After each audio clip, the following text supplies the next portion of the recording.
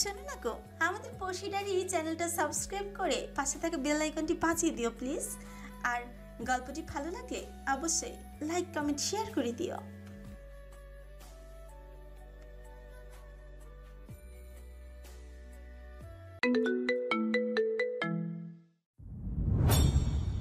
নফিল গায়ের কোটটা খুলে হ্যামকের মাঝে ফেলে দিদির কাছে এসে দাঁড়ালো। আমি বুকিং দেওয়ার পর কল করেছিলাম ব্যাটাকে, তার সিকিউরিটির উপর ভরসা করা যাবে কিনা এই নিয়ে কথা বলার জন্য। ব্যাটার দেখতে সাদা সিধা আর সরল লাগলেও পাক্কা একটা মিচকে শয়তান। বলে কি জানো? রহস্য গলায় ওর শেষ প্রশ্নটা শুনে দিদি ফিরে তাকায়। কি বলে? এই যে এখানে। হ্যামাকটা দেখিয়ে মিটমিটি হাসে নফিল।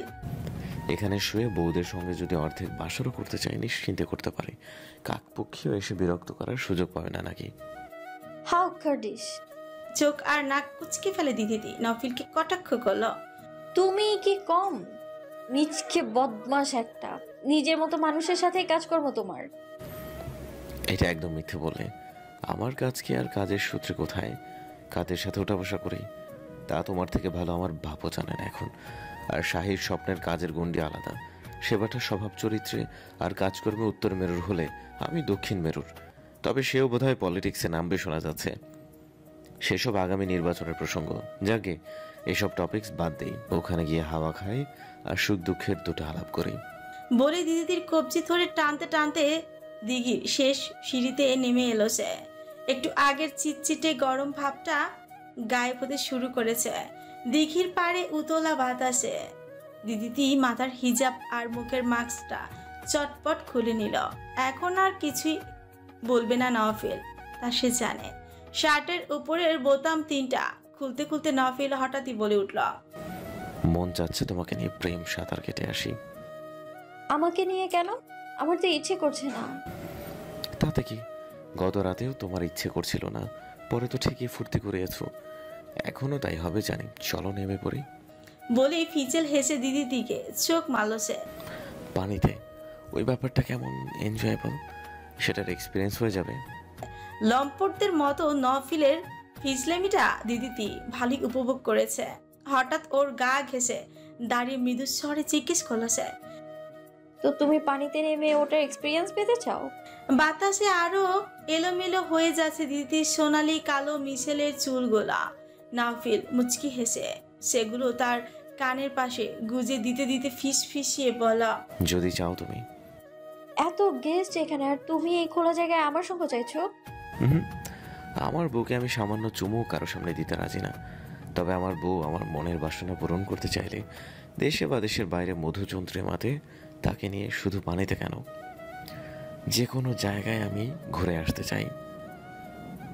ঠোঁট চেপে দিদিটি হাসিটা সামলে মুহূর্তে আকস্মিক এক ধাক্কা দিয়ে বসলো নফিলকে। ঝাপাত করে পানিতে পড়ে কয়েক পলের জন্য নফিল নাস্তানাবুদ হয়ে পড়ে। মুখ চেপে সিঁড়িতে দাঁড়িয়ে দিদিটি বেজায় হাসছে। হাসতে হাসতে বলা, মনে হলো হট হয়ে যাচ্ছিলে বেশি। তাই ঠান্ডা করতে একাই পাঠালে?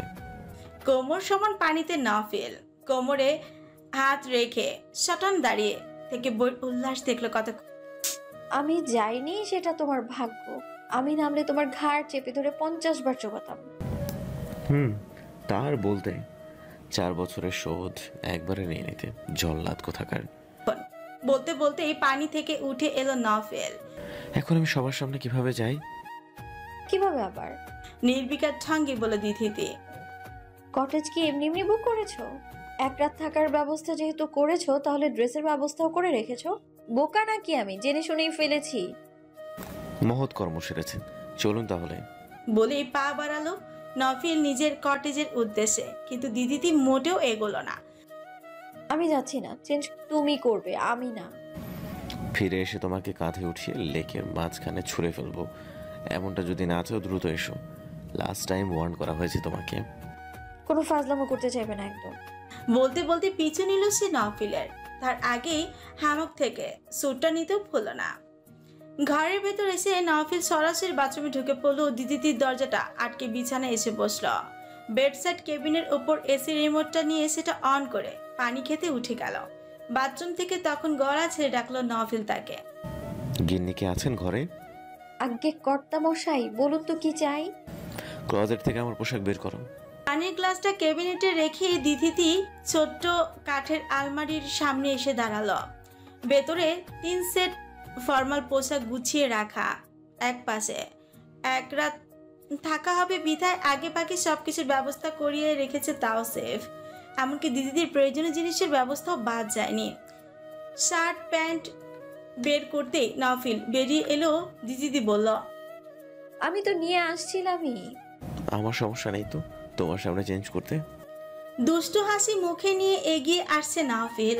দিদি হাতে ধরে রাখা শার্ট প্যান্ট ওর দিকে ছুঁড়ে মারল, তখন তা ওর মুখের উপর গিয়ে পড়তে কপট রাগ দেখিয়ে দিদি জানিয়ে দিল, আজ ঘর অন্ধকার না কিন্তু, তাই সেদিনের কিকটা মিস গেলেও আজকেরটা জায়গা মতো না লাগার কোনো সুযোগই নেই। দুষ্টুমি তবুও কমল না নওফিলের। দিদির কাছে আসতে আসতে শার্ট প্যান্ট বিছানার উপর ছুড়ল সে, আর সে বলতে থাকলো, তুমি এখন ন্যাকা হয়ে গেছো কেন? হ্যাঁ শরণ, আগেই ভালো ছিলা। কি দারুণ পাল্লা দিতে আমার সঙ্গে, ভাবতে আমার গা গরম হয়ে যাচ্ছে। বলে দাঁত বের করে হেসে ফেলল সে। দিদি এইদিক ওদিক ছুটোছুটি করলো না বটে। নওফিল এসে তাকে নিজের চওড়া কঠিন শীতল বুকে মাঝে চেপে ধরতে এক ঝাঁক বিশ্রীগালি ছুড়ে দিল। তা শুনে জিভ কামড়ালো নওফিল। সেই সাথে আস্তাগফিরুল্লাহ পাঠ করে কাপট শাসন শুরু পড়লা, আমি কখনো গালিগালাজ করিনি তোমার সামনে, আর তুমি যদি এভাবে র্যাপ সং গাওয়ার মতো গালিগালাজ করতে থাকো, একসময় দেখা গেল রেগে মেগে আমার বাচ্চা কাচ্চার সামনে বলে ফেলেছো, তখন কিন্তু খুব খারাপ হবে শরণ। আমার রাগ কমানোর বদলে তুমি বাড়িয়ে দিচ্ছ এমন জোরাজোরি করে। আমার আরো সময় চাই তোমায় মেনে নিতে। 4 বছরের দূরত্ব আমি এত সহজে বলতে পারছি না, যত লজিকই থাক না তার পিছনে। আচ্ছা ঠিক আছে। নরম হয়ে এলো নওফিলের কণ্ঠ। আদেশ সুরে বলল দিদিকে, জোরাজোরি করবো না আর, তোমাকেও সময় দিব নতুন করে আমাকে মেনে নিতে। কিন্তু 4 বছরের দূরত্ব আমি সয়েছি, ধৈর্য আমিও তো করেছি। এখন তোমাকে কাছে পেয়ে দূরে থাকা সম্ভব না তো। শেষ অনুরোধ ঝরে পড়ল ওর গলায়। আর এভাবেই সর্বদা সরলমনা নারীদের মানিয়ে নেয় চালাক চতুর পুরুষেরা। করুণ সুরে করুণ করে তোলা নওফিলের মুখটা আর ওর আকুল আবেদন দিদি অনেকটাই গলে গেল। কপট ভার কণ্ঠে শুধু বলল, বেশ, করলাম কম্প্রোমাইজ, কেবল এই ক্ষেত্রেই। আমি কৃতজ্ঞ আমার বেগম। মৃদুস্বরে বলল নওফিল। দিদির গালে ঠোঁটজোড়া এমন শক্তভাবে চেপে ধরে দীর্ঘক্ষণ চুমু খেলো যে অস্ট্রেলিয়ান বংশোদ্ভূত স্যামুয়েল কন্যার গালে সে চুমুর চিহ্ন ধারণ করলো ভালোভাবে। গোলাপি হয়ে ওঠা গালটা তখন আরো একবার চুমু দেবার লোভ সামলালো না নওফিল। পরবর্তীতে ওর চুমুর স্থান দিদির গাল থেকে গ্রীবাদেশ থেকে বক্ষদেশে পৌঁছতেই দিদিটি এক ধাক্কায় ওকে সরিয়ে মনে করিয়ে দিল, বাইরে আপনার ভাইয়ের বিয়ের রিসেপশন পার্টি চলছে স্যার। আমরা একটু আগে পার্টি জয়েন করতে এখানে এসেছি। ও তাই নাকি? আমি তো জানতামই না। বৃহস্পতিবার নওফিল কৃতজ্ঞতা জানালো দিদিকে। আমার ওবেডিয়েন্ট গানম্যানকে অসংখ্য ধন্যবাদ গুরুত্বপূর্ণ কথাটা জানানোর জন্য। You are welcome sir. নাটকীয় ভাবে সামান্য নট করে বলল দিদিতি। এগিয়ে এলো সে ড্রেসিং টেবিলের সামনে। হিজাবটা হাতে নিয়ে নওফিলকে তাকিদ দিল। রেডি হও ফাস্ট, তোমার দাদা ডাক পড়লো বলে। কথাটা বলতে না বলতে দরজায় এক বাটলার এসে হাজির হলো। নক করলো, বললো তাকে ডাকছে বলেই চলে গেল। আয়নাতে নওফিল দেখলো দিদিতি হাসছে। তার ভবিষ্যৎবাণী মুখে থাকতেই ফলে গেল কিনা। সরু চোখে সে হাসি দেখতে দেখতে নওফিল তোয়ালে পাল্টে প্যান্ট পরে শার্ট গায়ে চড়িয়ে নিল। বোতাম না লাগিয়ে হঠাৎ সে দিদিতির পেছনে এসে তার কোমরে দুপাশ ছিল। খুব আলগোছে চেপে ধরে পেছন দিকে টেনে এনে নিজের বুকের সঙ্গে আবারও মেশালো আর নরম স্বরে বলল, তোমাকে সব থেকে বেশি মানে বোরকাতে, সেটা বিশ্বাস করো। জবাব দিল না দিদিতি। হিজাবে পিন সেট করতে ব্যস্ত রইল। তা নীরবে কয়েক মুহূর্ত দেখে নওফিল মাথা ঝুঁকে দিদির মাথায় চুমু খেলো। চুমুটা যদিও হিজাবে স্পর্শ করলো, তবুও ভেতরে ভেতরে দিদিটির চনমনে হয়ে উঠল। বাইরে অবশ্য তা প্রকাশ করল না। শুদ্ধ পুরুষের ভালোবাসার প্রগাঢ়তা যতখানি, তাদের দেওয়া কষ্টের বিশালতাও বুঝি ততখানি হয়। হয়তো নয়তো দুটো গভীরতাই কেন অন্তর কাঁপিয়ে দিবে। আমার বাবা স্যামুয়েল টেলর। তুমি তা নিশ্চিত হলে কি করে? নফিলের শার্টের হাতায় কাফলিংক পড়ছিল। দিদিটি পাশে দাঁড়িয়ে তা দেখতে দেখতে প্রশ্নটা করে বসলো। হঠাৎ প্রস্তুতি ছিল জবাবটা নফিলের কাছে, জানতো প্রশ্নটা না করে থাকতেই পারবে না দিদিটি, কিন্তু আপাতত কাজগুলো প্রমাণপত্র নেই যেহেতু, তাই বলল তাকে। ঘুমানোর সময় তোমাকে একটা ছবি দেখাবো, তখনই বুঝবে কিভাবে নিশ্চিত হলাম। এর মানে কোনো ডিএনএ রিপোর্ট নেই? তুমি তো আমাদের বিচ্ছেদের দিন একটা ফাইল দিয়েছিলে আমায়, বলেছিলে আমার জন্ম পরিচয় আছে ওতে। ডিএনএ রিপোর্টের কথাও তো বলতে চেয়েছিলে মনে হয়। মনে হয় না, আদতেই ডিএনএ রিপোর্ট ছিল ফাইলে, কিন্তু সেটা তোমার মায়ের সঙ্গে করার টেস্ট রিপোর্ট, তোমার বাবার নয়। তাহলে সামান্য একটা ছবির মাধ্যমে কিভাবে নিশ্চিত হলে তুমি? নাকি তোমার দাদার কাছে আমার ভিত শক্ত দেখানোর উদ্দেশ্যে মিথ্যে বলে এলে? মিথ্যের আশ্রয় নিলে 4 বছর আগে কি নিতাম না? তার মিথ্যের আশ্রয় নিয়ে কি আমার দাদার মতো মানুষকে দমিয়ে রাখা সম্ভব? সে কি খোঁজ নেবে না মনে করছো? অনেক সময় ছবিই কথা বলে শরণ। অন্তত স্যামুয়েল টেইলরের ছবি দেখলে তা তুমি বিশ্বাস করতে বাধ্য হবে, যেমনটা মারিহামকে দেখে প্রথমবারই বিশ্বাস করে নিয়েছিলে সে আয়মান মেহরিনের মেয়ে, নওফিল শেখের বোন। কথাটা বলেই টাই দিদিতির হাতে ধরিয়ে দিল নফিল। ইশারা করতেই হলো না সেটা পরিয়ে দেওয়ার জন্য। তাই পড়াতে পড়াতে দিদিতি জবাব দিল। মারিহামের চেহারায় তোমার আর তোমার মায়ের ছাপ অনেক বেশি। তুমি ওর ছবি দেখলেই বুঝতে। সেরকম তুমিও স্যামুয়েল টেইলরের ছবি দেখলেই বুঝবে, আর আমি আমার বোনকে স্বচক্ষে দেখবো শরণ। আব্বু আম্মুর মতো ওকে অন্তত ছবিতে দেখতে চাই না, কিন্তু তুমি চাইলেই তো তোমার বাবা মার ছবি দেখতে পারো। ধরে নাও আমিও তাদের স্বচোখে দেখতে চাইছি বলেই আরো কয়েকটা দিন ধৈর্য ধরছি, ছবিতে দেখতে চাই না। টাই পরানো শেষ বিছানার উপর রাখা স্যুটটা এনে নফিলের হাতে ধরিয়ে দিল দিদিতে। তারপর জিজ্ঞেস করল, স্যামুয়েল টেলর কি সত্যি উডসাইড এনার্জির ডিরেক্টর? 100% সত্য। তুমি আমাকে লায়ার ভাবা কবে থেকে শুরু করলে শরণ? এই তথ্যটা পেয়েছি আমি গত বছর। তাহলে তুমি তোমার বাবার জায়গাতে কেন বসতে চাইলে না? মাহতাব শেখের মতো ইন্টেলিজেন্ট বিজনেসম্যান অত বড় একটা বিজনেস তোমাকে ছেড়ে দিয়ে আসতে বললেন কি করে? এটা মিথ্যে শরণ। আচ্ছা তাই? আমিও তো বলি মাহতাব শেখ এমন বোকামো কেন করবেন? দাদা জানলে আমাকে কি ডিসিশন দিতেন তা আমি জানি না, তবে আব্বু জানলে জীবনে ওই বিজনেস আমাকে জড়াতে দিতেন না। কি বলছো বুঝলাম না। তোমার দাদা আব্বু কেউ জানতো না বলছো? না, দাদা আজই জানালেন এই বিষয়ে। আয়নাতে আপাত মস্তক দেখতে দেখতে নফিল জবাব দিল, উডসাইড এনার্জি থেকে কোনো ডিরেক্টর বা সিইওর সাথে আমার কোনো যোগাযোগ হয়নি। তারা আমাকে কোনো অফারই করেনি। এই কথাটা বলেছিলাম স্রেফ তোমার সত্যটা মজবুতভাবে প্রতিষ্ঠা করার জন্য। ছোট্ট করে কাটা চুলগুলো ব্রাশ করে নিয়ে এসে দিদির মুখোমুখি দাঁড়ালো। এবার পুরো ব্যাপারটা আরেকটু খোলাসা করে বোঝানোর জন্য। ওই কোম্পানির চেয়ারম্যান আমার আব্বু ছিল, এটা সত্য। প্রথমবার আকাশপথের জার্নিটা একসঙ্গে দুজনের, যেটা হওয়ার উচিত ছিল ভীষণ রোমাঞ্চকর, মধুর চন্দ্রিমা কিনা, অথচ একটা রাতের ব্যবধানে সব আনন্দ হয়ে গেল ম্লান।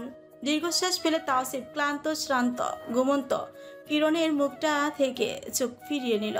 পাশে ফিরতেই তাকালো নফিল আর দিদিদিকে দেখার উদ্দেশ্যে। একবার মনে হলো দুজনেই ঘুমিয়েছে, কিন্তু নফিলের মৃদু নড়াচড়াও টের পাওয়া যাচ্ছে। তবে দিদিটি যেন ঘুমাচ্ছে খুব নিশ্চিন্তে। আশ্চর্য এক মেয়ে হয়ে উঠেছে ও দিন দিন। গত রাতের পর সব থেকে বেশি ভেঙে পড়ার কথা ছিল তো ওরই। সেখানে কিরণ হাপুস নয়নি কেঁদে অস্থির হলো, আর ওকে দেখা গেল পুরোপুরি নির্লিপ্ত। 4টা বছরে ওর নার্ভ যেন ইস্পাতের মতো কঠিন হয়ে গেছে। নাওফিলের বিচ্ছেদের সিদ্ধান্তটা আসলেই বৃথা যায়নি। একদম পেছন সারিতে ইয়াসিফ আর মাবিসা, ওদের দুজনকে পেছন মুড়ে দেখার আর ইচ্ছে হলো না তৌসিফের। কেননা দেখেও সে বলে দিতে পারবে তার যমজ ভাইয়ের মানসিক অবস্থা এই মুহূর্তে কেমন। মারিয়ামের কাছে পৌঁছাতে আর ও 3 দিন দেরি হবে। এই 3 দিনে ইয়াসিফ কতটা ছটফটাবে তা যেন দিব্য দৃষ্টি দিয়ে দেখতেই পাচ্ছে সে। এই যেমন এখনই দেখতে পাচ্ছে মাহবিসা বেঘরে ঘুমাচ্ছে, আর তার ভাই একের পর এক পরিকল্পনা করে চলেছে মোকাবেলাটা কেমন হবে মারিহামের সঙ্গে।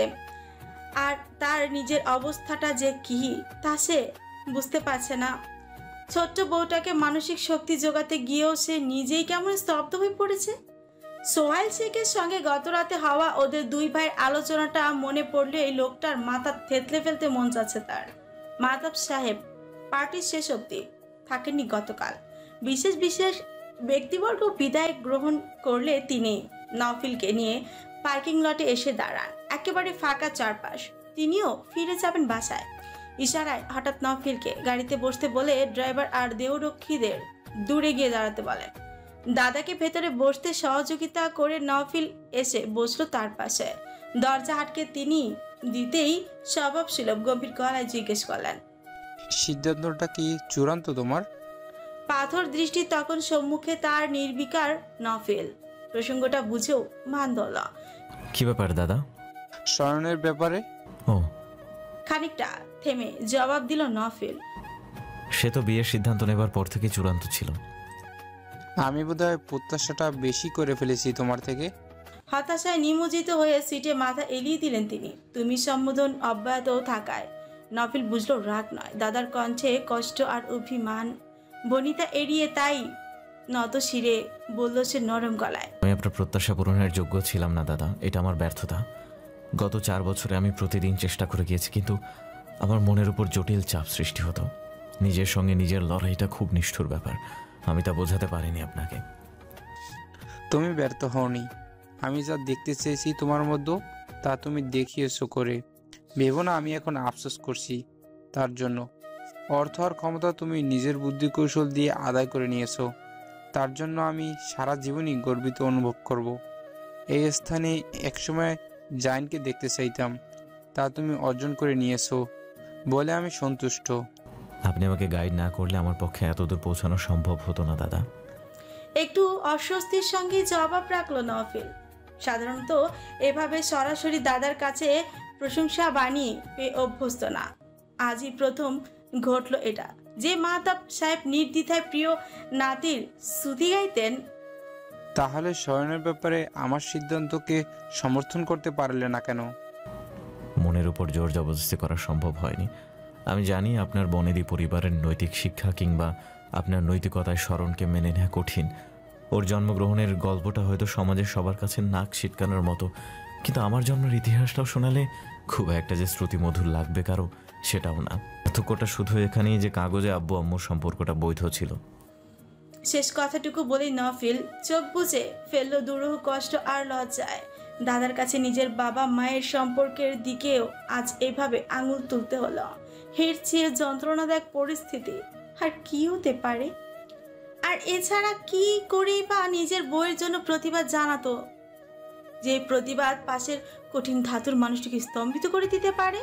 সত্যি বিমুঠ হয়ে পড়লেন মাহতাব সাহেব। সাইকোপ্যাথ ছেলে বউয়ের সঙ্গে তার ছেলের বৈবাহিক সম্পর্কটা কেমন ছিল তা তিনি ভালোই জানেন, কিন্তু তবুও নওফিলের বৈধতা বা অবৈধতা নিয়ে তো আর কেউ প্রশ্ন তুলতে পারবে না। আর আয়মান মানুষ হিসেবে যেমনই হোক, সে মুসলিম এক সম্ভ্রান্ত পরিবারের সন্তান ছিল। সেখানে দিদিটির শৈলে ভিন্ন ধর্মী বাবার রক্ত, সেই পুরুষের পাপের ফসল ও এ তিনি ইহ জন্মেও ভুলতে পারবেন না, সম্ভব নয় কোনোদিনও। কিন্তু তাতে তার নাতির কিচ্ছু এসে যায় না, বরং তার নাতি ব্যাকুল ওই মেয়েটির জন্য। কম চেষ্টা তো করলেন না ফেরানোর। এবার পরাজয় স্বীকার করে নেবেন। জীবনের শেষ ধাপে চলে এসেছেন। ছেলে নাতি নিয়ে মানসিক বা শারীরিক যুদ্ধ করার বা মনোবল ইচ্ছে আর কোনোটাই নেই তার। জাইনকে ফেরাতে পারেনি, নওফিলকেও পারলেন না। এই ব্যর্থতা নিয়েই মরবেন হয়। অলরাইট, বড় হয়েছে, বিচক্ষণতাও এসেছে, সারা জীবনের ভালো মন্দের বিচার করার বুদ্ধিও হয়েছে। ভালো থাকো, আমার এটাই চাওয়া। তবে এবার একটা আলাদা ব্যাপারে আমার শেষ সিদ্ধান্ত জানাচ্ছি জাদ। সেটা খারাপ লাগলেও বিবেক দিয়ে বিচার করার চেষ্টা করবে আশা করছি। মিহাদ আর নিহাদের সঙ্গে ঝুটঝামেলা মিটিয়ে নিও নিজ উদ্যোগে। একটা সময় ওদের দুই ভাইয়ের অবাধ্যতার জন্য প্রচণ্ড কঠোর হয়েছি, শাস্তিও ছোটোখাটো দেয়নি, কিন্তু ওদেরকেও আমি তোমার থেকে কোনো অংশে কম দেখি না। প্রপার্টির যে উইল করেছিলাম সেটাতে আমি পরিবর্তন করেছি, তোমার সিগনেচারের দরকার হবে তাতে। নফিল আড়ালেই মুচকি হাসল।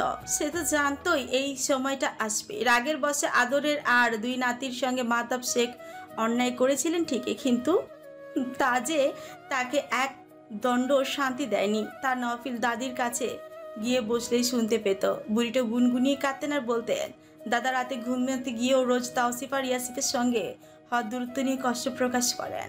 তবে এই কথা নফিল ওদের দুই ভাইকে জানায়নি কখনো। দাদার কাছ থেকে সারপ্রাইজটা পাক ওরা। সেদিনটার অপেক্ষা এবার। বিদায় জানিয়ে নফিল যখন কটেজে ফিরল তখন বন্ধুদের পাল্লায় পড়ে দিদির কাছে পৌঁছানো সম্ভব হলো না। কর্মব্যস্ততায় বন্ধুদের সঙ্গে বহুদিন আড্ডা দেওয়া হয় না। নিরিবিলিতে বসে ও যখন আড্ডায় মগ্ন হলো তখন সোহাইল শেখ ঝুমুরে চোখ ফাঁকি দিয়ে বহুদিন বাদে গলা অবধি মদ ঢেলে টালমাটাল অবস্থা। সঙ্গে ছিল ইয়াসিফ। নিজের মনে অশান্তি দূর করতে আকণ্ঠ মদ গিলছিল সে। সেই সময় সোহাইল সাহেব এসে যোগ দেন ওর সঙ্গে। নিজের ভাবনায় মত্ত থাকায় খেয়ালই করতে পারেননি তাকে। ঝুমুর নিজের বাবার বাড়ির মানুষগুলোকে নিয়ে ব্যস্ত। দিদিতি আর কিরণও সেইখানে। এই সুযোগে তাওসিফ আসে ইয়াসিফের কাছে। এসে সোহাইল সাহেবের পরিণতি দেখে চোখ কপালে তুললেন তিনি। মুচকি হাসতে হাসতে তাওসিফকে হাতছানি দেন। কি কাম সেরেছে কাকু? আপনার শ্বশুর বাড়ির মানুষের চোখে পড়লে কি ভাববে বলুন তো? মেয়ের বিয়েতে বাপ ফুর্তি চড়ে মাতাল হয়ে পড়েছে। দরজাটা আটকে দে তো বাপ, আজই শেষ। আর কি সুযোগ পাবো বল? জানতে দিস না কাউকে। এই কানা! ইয়াসিফকে মৃদু বেগে লাথি দিল তাওসিফ। তুই থামাতে পারিসনি কাকুকে? আরে আমি কি খেয়াল করেছি? বলে ইয়াসিফ সোহাইল সাহেবের সামনে এক বোতল আর গ্লাস সরিয়ে নিতেই উদ্যত হলো। মুহূর্তেই আহাজারি করে উঠলেন তিনি। বাপরে, আজকে একটু খেতে দে, কসম আর খাবো না। খাবো কি? খাওয়ার সুযোগই তো পাবো না। শালার বউ দূরে ছিল তখনই ভালো ছিল, ঘরে আসতেই আমার কপাল পুড়লো। নারী প্রেমিকা হিসেবেই বেশি ভালো, তাই না কাকু? কি জানি। ইয়াসিফের হাত থেকে কাড়াকাড়ি করে বোতল গ্লাস নিয়ে নিলেন সোহাইল। গ্লাসে মদ ঢালতে ঢালতেই বলল, প্রেম করার সুযোগ কি দিয়েছিলাম? প্রথম চান্সেই তো বিয়ে করে পিড়েতে বসিয়ে দিলাম। ভুল করেছি রে। দরকার ছিল 5টা বছর প্রেম করার, তাহলে প্রেমিকা আর বউয়ের পার্থক্যটা বোঝা যেত। কথা পরিষ্কার বলতে পারলেও কণ্ঠ জড়িয়ে গেছে সোহাইল সাহেবের। পুরো দস্তর মাতাল তিনি। তাই তাওসিফ তেমন গুরুত্ব না দিলেও ইয়াসিফ ভ্রু কুচকে ফেলল। সোহাইল সাহেবের মুখপানে তীক্ষ্ণ দৃষ্টি রেখে কৌতুক সুরে জিজ্ঞেস করল, তাহলে কাকু প্রেম করার সুযোগ দেননি আন্টিকে? এক চান্সই বিয়ে করে নিয়েছিলেন? তবে আর কি, একে তো তোর চাচির ছিল প্রচুর দেমাক। যখন পটে গেল তখন আবার দেখি ঘাট তেরা। মেজাজ ঠিক রাখার তো মুশকিল হতো আমার। আর ভেতরে উটকো ঝামেলা জুটলো। ওর হাসপাতালের এক সার্জন ওকে বিয়ে করার জন্য রাত দিন বিরক্ত করতে আরম্ভ করলো হারামিটা। আমি তখন ঢাকায় তোর দাদা আর জাকির ভাইয়ের সঙ্গে নির্বাচনের কাজে ব্যস্ত। বিরোধী দলের সঙ্গে চলছিল তখন ভয়াবহ হাঙ্গামা। তার মধ্যে এই খবর কানে আসতেই এমন গরম হলো মাথাটা। এক রাতের জন্য যশোর ফিরলাম সেদিনই। তোদের চাচির রাতের ছিল 2টো অপারেশন। চেম্বার থেকে ক্লিনিকে যাবার পথে গাড়িতে উঠিয়ে দিলাম জোর করেই। কোনো কথা শুনলাম না। এক ধমকে ডিরেক্ট বাড়ি নিয়ে গিয়ে তুললাম ওকে। ওই সময়ে কাজী রেখে ঢুকে কবুল পরিয়ে নিলাম। তারপর কি হলো কাকু? তারপর আবার কি, ওর কান্নাকাটি দেখার সময় ছিল না আমার। বাড়ির লোককে যা বলার বলে চলে আসি আমি ঢাকা। খুব একটা খুশি তো ছিল না তারা। আমার মেজাজের ভয়ে ওকে মেনে নিতে বাধ্য হয় আর কি। কেউ যেন গলা টুটি চেপে ধরে রেখেছে তাওসিফের। এই মাতাল অবস্থায় সোহাইল সাহেবের ভয়াবহ স্বীকারোক্তিগুলো শুধু তাকে স্তম্ভিত করেছে। কিন্তু ইয়াসিফ আরও আরাম করে সোফায় গা এলিয়ে বসল। রসি রসি জিজ্ঞেস করে গল্পটা পুরোপুরি শুনেই চালো সে সোহাইলের থেকে, যার মূল গল্প হলো রেজার মৃত্যুর বছর। 2 বছর পরই ঝুমুর সোহাইল সাহেবের আহ্বানে সাড়া দেন। কিন্তু বিয়ের ব্যাপারে সিদ্ধান্ত নিতে দ্বিধায় পড়েছিলেন তিনি। কারণটা ছিল দিদিতি। সে সময় কিরণের বোঝার মতো মানসিকতা না থাকলেও 12 বছরের দিদিতির মাঝে ভালোই পরিপক্কতা এসেছিল। সোহাইল সাহেব যুবক বয়সে ছিলেন ভীষণ বেপরোয়া স্বভাবের। যখন তখন বাড়িতে এসে হাজির হতেন তিনি। সেটা দিদিতি অন্যরকম চোখে দেখতেও আরম্ভ করেছিল। তাতে অবশ্য সোহাইলের কিছু যায় আসে না, কিন্তু ঝুমুর না পারছিলেন স্বার্থপর বিবেকহীনের মতো দিদিতিকে পরিত্যাগ করতে, আবার না পারছিলেন মৃত স্বামীর প্রেমিকার ওই সন্তানের পরিপূর্ণ দায়িত্ব নিতে। এক মানসিক টানাপোড়েনের মাঝে আরও একটি বছর কাটিয়ে দেন তিনি সোহাইলকে কোনো সিদ্ধান্ত না জানিয়ে। তাদের সম্পর্কের 3 বছর পূর্ণ হতেই সোহাইল বিয়েটা করে ফেললেন আচমকাই। সে সময় কিরণ 8 বছরের। মায়ের দ্বিতীয় বিয়ের বিষয়টি আর দিদিতির দূরে কোথাও পাঠিয়ে দেওয়া হলো তা কিরণের মনে কতটা বিরূপ ভাব জন্ম দেবে সেটা ঝুমুর নানান কৌশলে মেয়ের সাথে কথা বলে বুঝতে পারেন। অর্থাৎ রেজাবাদে মাকে অন্য কোনো পুরুষের সঙ্গে থাকতে দেখতে তার ভালো লাগবে না, আর বড় বোন দূরে চলে গেলেও তা মেনে নিতে পারবে না সে। শুধু কিরণের মানসিক সুস্থতার কথা ভেবে সোহাইলকে তিনি জানিয়ে দেন ও প্রাপ্তবয়স্ক না হওয়া অবধি তিনি বিয়ের কথা জানাতে পারবেন না ওকে। কিন্তু উগ্র মেজাজি বেপরোয়া সোহাইল তার চুপচাপ মেনে নেওয়ার মতো মানুষ ছিলেন না। বাবা হওয়ার পরিকল্পনা করেন তিনি, কিন্তু কোনো কারণবশত ঝুমুর গর্ভবতী হচ্ছিলেন না, আর সেই কারণটা তিনি উদ্ঘাটনও করে ফেললেন। জন্ম নিরোধক বড়ি, যেই কারণে তুমুল ঝগড়া বাঁধিয়ে বেশ কয়েক বছর ঢাকায় এসে পড়ে থাকেন তিনি। মাহতাব সাহেব আর জাকির শেখের সঙ্গে থেকে রাজনীতিতে পুরোদস্ত চৌকস হয়ে ওঠেন। এর মাঝে বহু নারীর সঙ্গে অনৈতিক সম্পর্ক জড়িয়েছিলেন ঝুমুরের প্রতি রাগ আর ক্ষোভ থেকে। যশোর ফিরলেও কোনো যোগাযোগ বাস দেখা সাক্ষাৎ করতেন না। সম্পর্কটা থেকেও না থাকার মতোই হয়ে গিয়েছিল তাদের। তাই ভেতরে ভেতরে দারুণ মুষড়ে পড়েছিলেন ঝুমুর। স্রেফ কিরণের চিন্তা করেই শক্ত রাখতে পেরেছিলেন নিজেকে। সন্তানের পাশাপাশি নিজের যত্নেরও তাই কোনো কমতি রাখেননি। দিদিতি যখন কলেজ জীবন শেষ করবে ঠিক সেই সময় সোহাইল ফিরে আসেন ঝুমুরের জীবনে। বলা ভালো আসার চেষ্টা করেন, কিন্তু মাঝের কয়েকটা বছরের দূরত্ব ঝুমুরকে এতটাই জেদি করে তুলেছিল যে সোহাইলকে ঠান্ডা মাথায় তালাকের কথা জানিয়ে দেন তিনি। গোপনে বিয়েটার সমাপ্তি গোপনেই সেরে ফেলার আদেশ দেন সোহাইলকে। রীতিমতো তিনি ক্ষুব্ধ হয়ে পড়েন তাতে। তার সেই ক্ষুব্ধতার প্রথম শিকার হয় দিদিতি। ভেবেছিলেন দিদিতির সর্বনাশ ঘটলে ঝুমুর আতঙ্কিত হয়ে পড়বেন কিরণের নিরাপত্তা নিয়েও। এতে এক ঢিলে 2 পাখি মরবে। দিদিতিরও ঝামেলাও ঘাড় থেকে নামবে, আর ঝুমুরও সেই সময় নিজের আর কিরণের পাশে ক্ষমতাবান মানুষ হিসেবে তাকেই ভরসা করতে বাধ্য হবেন। যদিও পরিকল্পনা তার পুরোপুরি সফল না হলেও মূল সমস্যার সমাধান হয়ে গিয়েছিল। ঝুমুর সত্যিই কিছুটা চিন্তিত হয়ে পড়েছিলেন 2 মেয়ের ভবিষ্যতের কথা ভেবে। মূলত ঝুমুরের কাছে সোহাইল সাহেবের ফিরে আসার কারণ কেবল প্রেমই ছিল না। ঢাকায় থাকাকালীন একবার বাইক অ্যাক্সিডেন্টের ভয়াবহ আহত হয়েছিলেন তিনি। সে সময় তার বন্ধাত্ম সম্পর্কেও ডাক্তার অবগত করেছিলেন তাকে, যা আর কোনো কালেই সেরে ওঠার নয়। প্রচণ্ড হতাশ আর দুঃখে ঝুমুরের কথায় তাকে ভাবিয়েছিল বারবার, অথচ নিজের কষ্টের ভাগ তিনি দিতে পারলেন না ঝুমুরকে। যে দূরত্ব তিনি সৃষ্টি করেছিলেন তা বছরের পর বছর বজায় রেখেছিলেন ঝুমুর, যার ফলে ঠিক আবারও একই অন্যায় তিনি কিরণের সঙ্গেও করেন ভিন্ন উপায়ে। পরিকল্পনাটা তখন আর ভেস্তে যায়নি। ঝুমুরের ভরসা আর কোমলতা সে সময় জিতে নেন আবার। সুযোগ বুঝে সমস্ত কথা রেকর্ডিং করে নিয়েছে ইয়াসেফ, আর তাওসিফ কিংকর্তব্য বিমূঢ় হয়ে শুধু ভাবতেই থাকে 4 বছর আগে নওফিলের সেই অনুমান শক্তির কথা।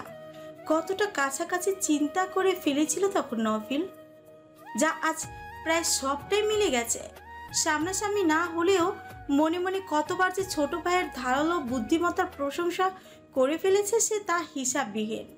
ভিডিও রেকর্ডিং ইয়াসিফ নির্দ্বিধায় নওফিল, দিদিতি, কিরণ আর সৌরভকেও ডেকে শোনায় সে রাতের, এবং প্রস্তুত থাকে নওফিল বা দিদিতির আদেশের। শুধু একবার ওরা মুখ ফুটে আইনি পদক্ষেপ নিতে বললেই মুহূর্তে সোহাইল সাহেবকে জেলে পুড়ে আরও গোটা কয়েক মামলা ঠুকে দিবে সে। অধিকাংশ মামলাগুলোই হতো অবশ্য সত্য কিছু। জীবনে কম বেআইনি কাজ তো করেননি তিনি, যার সাক্ষ্য প্রমাণ সংগ্রহ করা ইয়াসিফের জন্য কোনো কষ্টেরই হতো না। কিন্তু অভাবনীয় ভাবে তখন বাদ সাথে দিদিতে নিষ্প্রিয় কণ্ঠে জানায় সে ইয়াসিফকে। আমি তো আমার অতীতকে বহু বছর ফেলে এসেছি ভাই, অনেক চড়াইয়াত্রায় পেরিয়ে আজ আমি আপনাদের সহযোগিতায় আর দোয়ায় নিজের মজবুত স্থান গড়েছি। একদিক থেকে আমার অস্তিত্ব টিকে থাকার পেছনে আম্মুর ভূমিকাও কিন্তু কম না। আপনারা আমার সাথে হওয়া অন্যায়ের প্রতিবাদ করতে চাইছেন, কিন্তু পাশাপাশি আম্মুর বাকি জীবনটাকেও দুর্বিষহ করে তুলবেন তাতে। সে তো শুরু থেকেই প্রকৃত সুখ থেকে বঞ্চিত হয়ে এসেছে, তাই না? আব্বু মানে রেজাউল হক আমার জন্য দায়বদ্ধতা থেকে তাকে বিয়ে করলেন, সংসারও করলেন কেবল দায়িত্ববোধ থেকে। বেঁচে থাকাকালীন তিনি তো আসল সুখটাই দিলেন না আম্মুকে। কোন নারী স্বামীর প্রেমিকার সন্তানকে বুকে আগলে নিতে পারবে নিঃসংকোচে, বিনা অভিযোগে? পারবে? আম্মু কিন্তু একটা পর্যায়ে এসে সেটাই করে দেখিয়েছে। সেটা যেমন করেই হোক না কেন, আমাকে কি চাইলে কোনো অনাথ আশ্রমে ফেলে আসতে পারতো না সে?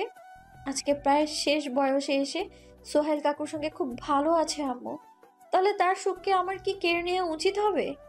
অকৃতজ্ঞ হয়ে যাব না আমি? 13টা বছর সে আমার মাথার উপর অভিভাবকের ছায়া হিসেবে সব দায়িত্ব পালন করেছে। ঢাকায় এসে পড়াশোনা করতে চেয়েছে, তাও করিয়েছে। চাইলে কি পারতো না এইচএসসির পরে বিয়ে দিয়ে আমার বোঝা থেকে মুক্ত হতে? কি ঠেকা ছিল তার আমাকে প্রতিষ্ঠিত করবার? আব্বু আমার জন্য যে অর্থ রেখে গেছেন, চাইলে সেটাও কি আত্মসাৎ করে নিতে পারতো না সে? কথা শেষ করে ঘরে উপস্থিত সবার মুখের দিকে একবার করে তাকালো দিদিতে। নাফিলের শান্ত চেহারাতে কঠিন গম্ভীরতা দেখে বুঝতে বাকি নেই মোটেও ওর কথাকে গ্রাহ্য করেছে না সে। সৌরভ তৌসিফের মুখভঙ্গিও কঠিন, আর কিরণের চেহারায় বিস্ময়। মেয়েটা আশা করেনি বোধহয় এত কিছু হওয়ার পরও ঝুমুরের ভালো থাকার চিন্তা করবে ও। দীর্ঘশ্বাস ফেলে ইয়াসিফের নির্বিকার মুখপানে চেয়ে বল, সরি ভাই, আমি তোমাদের অসন্তুষ্ট করলাম। এমনিতেই আমার জীবনের মূল্যবান সময়গুলোতে তার কষ্টের কারণ হয়েছি আমি। এরপর আর সম্ভব না আমার পক্ষে তার দুঃখের কারণ হওয়ার। আমি আমার মতামতটা জানালাম। সৌরভ আর কিরণ যদি নিজেদের সঙ্গে হওয়া অন্যায়ের জন্য কোনো স্টেপ নিতে চায়, সেটা ওদের ব্যাপার, কিন্তু ওদের খেয়াল রাখতে হবে সেখানে যেন আমি বা আমার বিষয়ে কোনোভাবেই জড়িত না হয়। আমার তরফ থেকে সোহাগ শেখের শাস্তির ভারটা আমার উপরওয়ালার উপরেই ছেড়ে দিলাম।